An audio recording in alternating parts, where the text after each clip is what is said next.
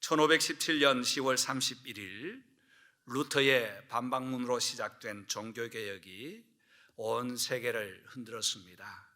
형식주의와 외식 그리고 율법에 얽매였던 캐톨릭의 정신, 이제는 말씀으로 돌아가자는 정신으로 바뀌게 되었습니다.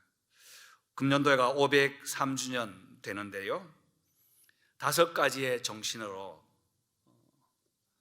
하나님의 신앙을 다시 회복하는 귀한 일을 시작했습니다.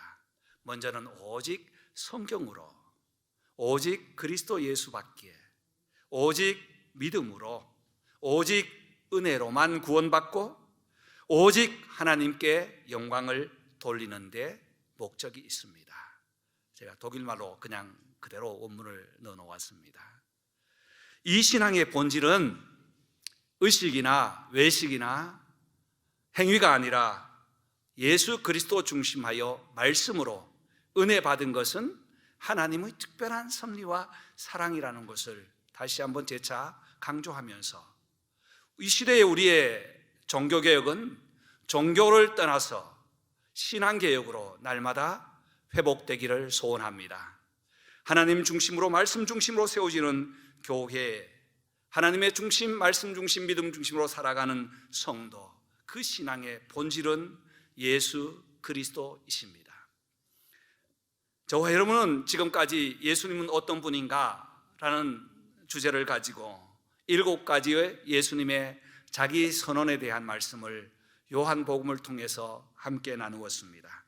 이 시간 제가 하나하나 선포하고 고백할 때 여러분이 동의하시면 큰 소리로 아멘으로 함께 확인해 주시면 감사하겠습니다. 예수님은 누구십니까? 예수님은 영원한 생명의 떡이십니다. 예수님은 어두운 세상의 빛이십니다. 예수님은 양의 문이 되십니다. 예수님은 선한 목자이십니다. 예수님은 부활이요 생명이십니다. 예수님은 길이요 진리요 생명이십니다. 오늘은 마지막, 예수님은 참 포도나무이십니다. 아멘. 그렇습니다. 이스라엘은 포도 재배가 주요 농사였습니다. 그리고 성경에 보면 포도농사로 시작합니다. 노아 홍수로 온 세계가 물로 덮이고 난 이후에 방주에서 나온 노아는 포도를 심었습니다. 포도나무를 심었습니다. 창세기 9장 20절에 노아가 홍수 위에 포도나무를 심었고 라고 시작하지요. 이 포도로 인해서 수치도 있었지만 그 후손들이 지금도 이스라엘 땅에는 함께 싸우고 있어요. 셈과 함과 야벳, 이 족속들이 나누어지면서 지금도 전쟁을 하고 있죠. 또 가나안 정탐을 할 때에 정탐꾼들은 2사람이 포도송이를 메고 가는 것을 보았다고 민수기 13장에서 정탐꾼들은 고백을 합니다. 성경 이사야, 예레미야 선지자들은 하나님의 백성과 또 하나님을 포도나무와 가지의 비유를 많이 했습니다. 예수님은 천국을 포도원 비유로 마태복음 20장에 말씀하시기도 하셨습니다. 오늘은 예수님은 요한복음 15장 1절 나는 참 포도나무요 내 아버지는 농부라, 오전에는 나는 포도나무요 너희는 가지라고 말씀하셨습니다. 우리 주님께서 포도나무요 우리가 가지가 되었을 때에 어떤 은혜를 입고 또 어떤 관계가 형성되는지 본문을 통해서 함께 말씀을 나누고자 합니다. 먼저 가지가 나무에 붙어 있을 때에 생명을 공급받습니다. 1절 나는 참 포도나무요 내 아버지 농부라. 2절 물은 내게 붙어 있어 열매를 맺지 아니하는 가지는 아버지께서 그것을 제해버리시고 열매를 맺는 가지는 더 열매를 맺게 한다고 했습니다. 포도나무와 가지의 관계성을 의미하죠. 나무 가지는 줄기에 붙어 있을 때에 생명을 공급받습니다. 이 생명이라는 것은 관계가 되었을 때, 연결이 되었을 때 함께 받는 은혜이죠. 성경이 생명의 양식이라고 하는데요, 기도를 영적인 호흡이라고 하는 것은 양식은 먹지 않으면, 호흡은 쉬지 않으면 죽기 때문에 주님과 관계가 단절되면 죽는다는 의미에서 오늘도 예수님은 참포도나무, 너희는 가지, 우리는 가지라고 말씀하고 있습니다. 나를 떠나서는 너희가 아무것도 할 수 없다고 하신 이유는 나무 가지는 나무에 붙어 있을 때 가지가 되는 것이고, 붙어 있을 때 생명이 있는 것이고, 붙어 있을 때 생명을 공급한다는 의미입니다. 그런데 나무 가지와 나무를 묵상하다 보면 나무 가지가 무엇을 했을까? 나무 가지에서 분명히 열매를 맺는데 나무 가지가 무엇 했기 때문에 열매를 맺는가?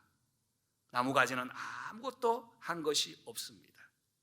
선택해 준 것도 아버지의 은혜고, 또한 거기서 열매를 맺는 것도 줄기에서 공급을 해주는 영양분으로 열매를 맺는다고 할 때에 먼저는 선택해 주신 은혜를 묵상할 수 있습니다.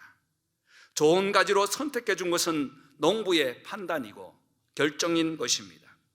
세상의 많은 사람 가운데도 저와 여러분을 선택하시고 하나님께서 이 자리에 불러주신 것은 우리가 무엇을 했기 때문이 아니라 하나님께서 절대적으로 사랑하시고 선택해 주셨기 때문임을 믿습니다. 선택해 주신 은혜를 입고 이 자리에 나오면 우리는 늘 예배를 통해서, 말씀을 통해서 생명을 공급받게 되어 있죠. 그렇습니다. 우리를 선택해 주신 것은 하나님의 결정이고, 또 우리는 이 결정에 대한 감사할 것밖에 없습니다. 저는 처음 예수님을 만났을 때, 물론 교회는 왔다 갔다 했지만 예수님을 만났을 때에 의심이 참 많았습니다. 이해가 되지 않으면 믿지 않았어요. 그리고 철저하게 따졌습니다. 그래서 세례를 받을 때도 세례제가 재수생이 되었어요. 따지다 보니까. 근데 우리 선생님, 고등부 선생님은 그것을 설명하시려고 목에 핏대를 세워서 설명을 하시는데 그 모습을 지금 또 잊을 수가 없어요. 설명을 하다 안 되니까 나중에는 성경을 읽자고 요한복음을 폈습니다. 함께 성경을 읽어가는데 요한복음 15장 이 말씀 16절 말씀에서 한 요절이 제 마음을 두드렸습니다. 너가 나를 택한 것이 아니라 내가 너를 택하여 세웠나니 너는 내 것이라. 함께 읽었지만 그 말씀 한 절은 저녁에도 다음 날에도 제 마음을 두드렸어요. 고민을 하기 시작했습니다. 그렇구나.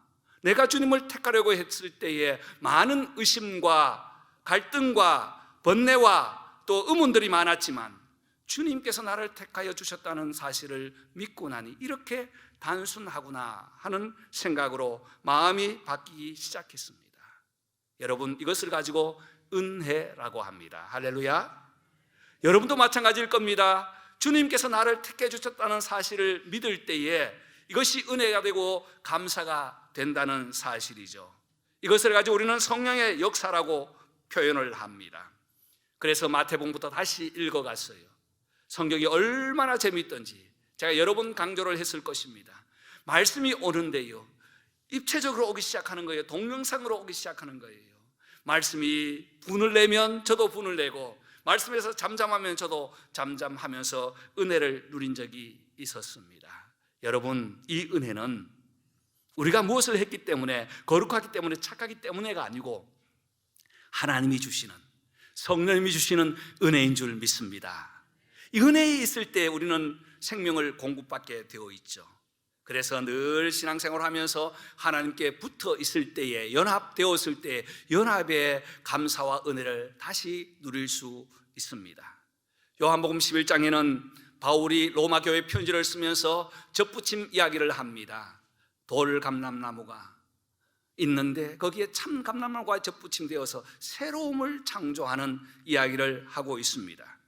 원래 하나님의 은혜를 받는 유대인은 잘라지고 이방인이 접붙임되어서 하나님의 귀한 은혜를 받고 누리는 것은 하나님의 절대적인 사랑이고 은혜라는 것을 강조합니다. 여러분, 저와 여러분들도 우리가 어떠한 행위 때문이 아니라 하나님의 은혜로 이 자리에 왔다는 사실을 기억하면서 오늘도 우리를 사랑하시는 예수 그리스도의 생명이 우리의 심령 속에, 영혼 속에 공급되기를 주님의 이름으로 간절히 소원합니다. 또 가지는 풍성하게 성장합니다. 그의 조건은 바로 붙어 있을 때 말이죠.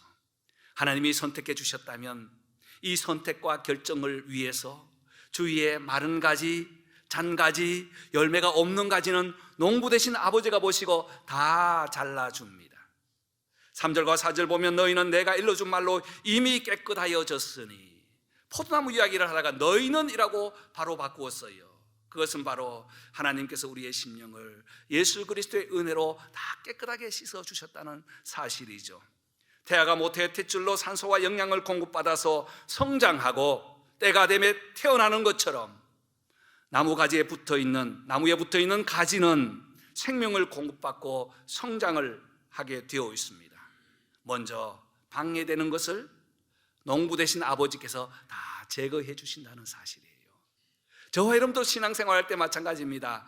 여러 가지 방해가 있습니다. 유혹이 있습니다. 환난이 있습니다. 종교개혁자들도 그랬습니다. 생명을 걸었습니다. 그때에 성령께서 두려움하지 말라, 평안을 너에게 준다고 강조합니다. 뿐만 아니라 내가 일러준 말로 이미 깨끗하여졌으니, 말씀으로 거룩하게 해주셨다고 약속합니다.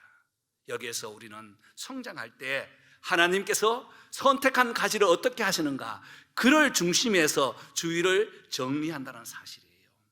여러분, 저와 여러분이 이 말씀을 나누면서 오늘 하나님이 저에게, 여러분에게 관심 가지고 중심하여 주실 때 은혜를 한번 상상해 보십시오. 우리 때문에, 믿는 성도들 때문에 세상이 돌아간다고 생각할 때, 우리 때문에, 예수님 때문에, 믿는 성도들 때문에 세상에 평화가 있다는 사실을 생각할 때 얼마나 존귀한 중심인가 하는 것입니다. 4절부터 5절, 7절 말씀 보면 중심되어서 성장시켜 줄 때에 내 안에 거하고라는 말이 있습니다.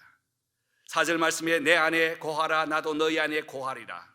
5절 그가 내 안에, 내가 그 안에 거하면, 7절 너희가 내 안에 거하고 내 말이 너희 안에 거하면, 여기 거한다는 표현이 있어요. 반복해서 나와서 제가 조금 더 깊이 보았더니 헬라 말로는 메노라는 말이더라고요. 머문다는 뜻입니다. 이 말은 이동하거나 변화되거나 없어지지 않고 다시 재생되어서 새롭게 중심이 된다는 거예요. 그래서 NIV 성경에는 remain이라고 되어 있습니다. 중심된다는 거예요. 메인이 된다는 것입니다. 다시 메인으로 계속 살아가는, 성장하는 상태를 의미합니다. 우리의 삶에 이 말씀을 적용해 볼까요? 교회에 다닌다고 하면서 왔다 갔다 하는 시간적 장소와 의미는 교회에 다닌다 하지만 그것은 성도의 의미가 아닙니다. 이 말씀을 따라서 순종하고 의지하고 신앙생활하는 상태, 이것을 가지고 우리는 리메인 된다는 거예요. 어떤 장소나 시간의 의미가 아니라 상태의 의미라는 사실입니다. 저와 여러분은 가지로서 줄기 안에 붙어서 중심되어 살아가고 계십니까? 붙어만 있으면 그것을 중심시켜 주시는 하나님의 은혜가 너무나 크기 때문에 성숙한 은혜를 날마다 우리에게 주십니다. 어떻게 해요? 7절 말씀에 너희가 내 안에 거하고 내 말이 너희 안에 거하면 무엇이든지 다 같이 원하는 대로 구하라, 그리하면 이루리라. 할렐루야, 아멘. 무엇이든지 원하는 대로 구하라고 하세요. 이 말씀을 그냥 단편적으로 생각하면 내가 원하는 거 구하면 되겠지, 물론 주십니다. 하나님은 한 번도 우리가 원하고 바라고 기도한 거 주시지 않는 적이 없어요. 때로는 아닌 것 같아도 돌아가서 보면 하나님의 은혜가 여기 있었구나 하는 것을 느끼게 되죠. 우리가 주님의 말씀이 우리 안에 머물러 있으면 무엇이든지 원하는 대로 들어주십니다. 저는 이 말씀을 믿습니다. 여러분은 어떻습니까? 믿으십니까? 그렇습니다. 그런데 신앙의 차이에 따라서 다르다는 사실이죠. 초급의 신앙은 내가 원하는 것을 구해요. 마치 아이가 부모가 들어주지 않으면 할아버지 할머니에게 요구를 하는 것처럼 자기의 원하는 것을 위해 가지고 간절히 부르짖고 애쓰고 떼쓰고 때로는 협박까지 합니다. 하나님 이것 안 들어주면 안 됩니다. 하나님 손해입니다라고 협박할 때도 있어요.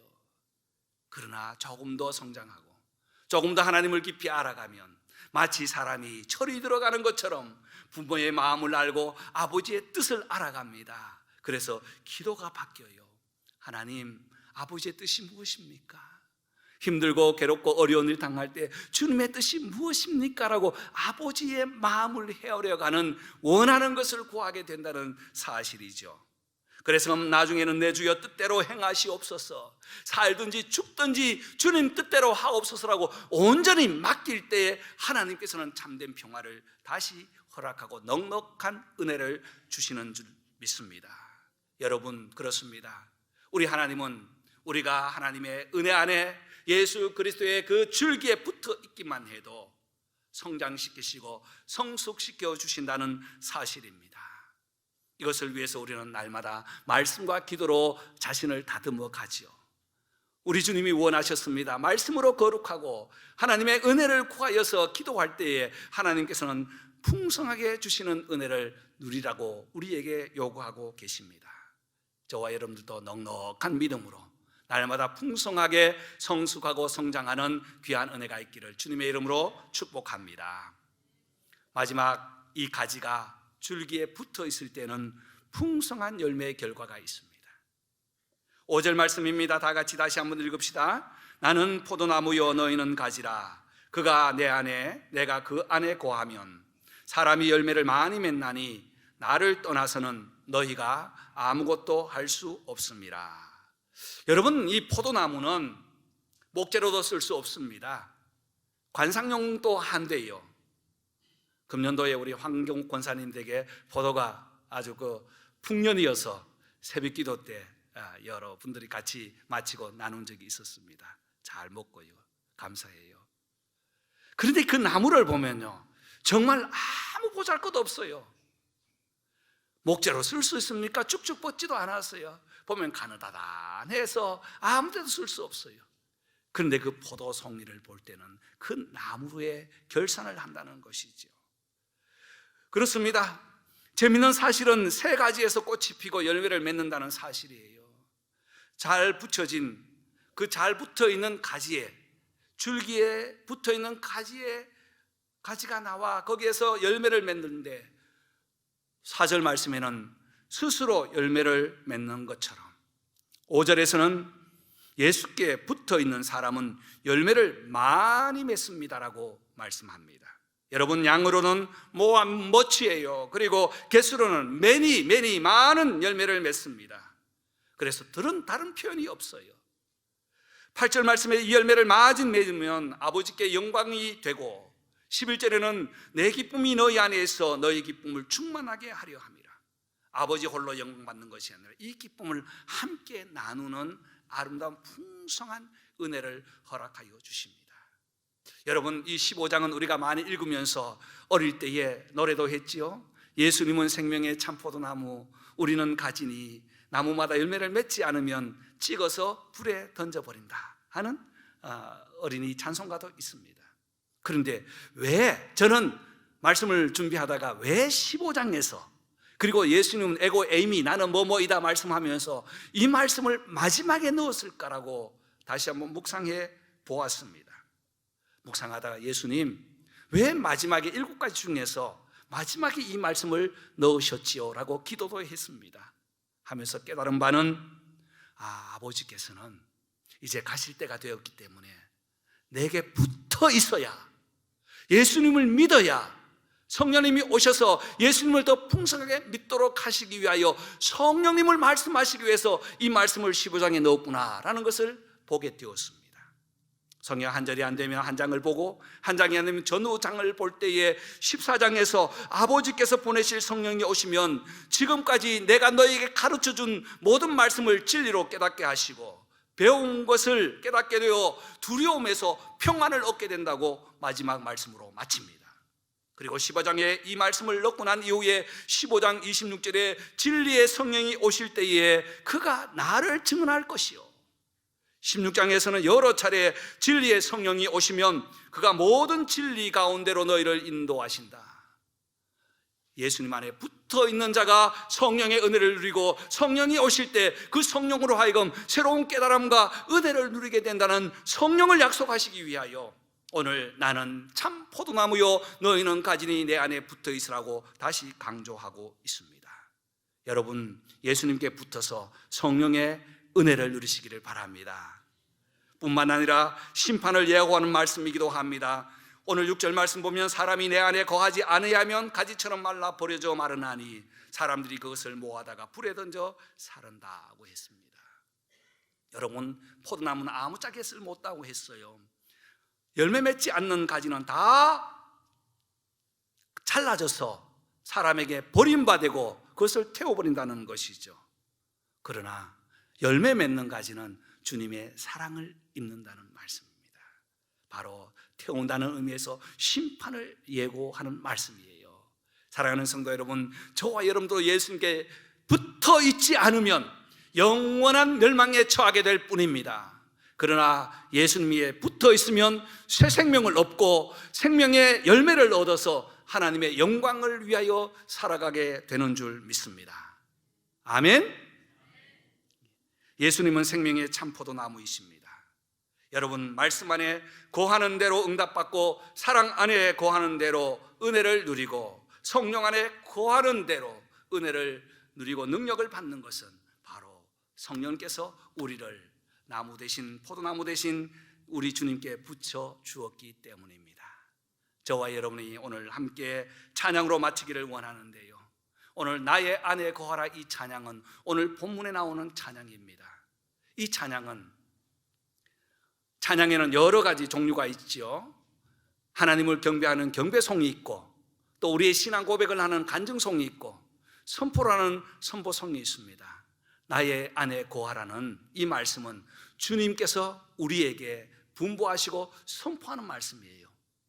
우리가 찬양을 그냥 불렀지만 그 내용과 가사를 쭉 보면 나 안에 거하라고 하시는 그 주님의 음성, 성령님의 마음을 다시 한번 우리가 깨닫게 됩니다. 나는 참 포도나무요 너희는 가지니라는 이 말씀을 함께 정리하면서 오늘 온몸으로 함께 찬양하기를 원합니다.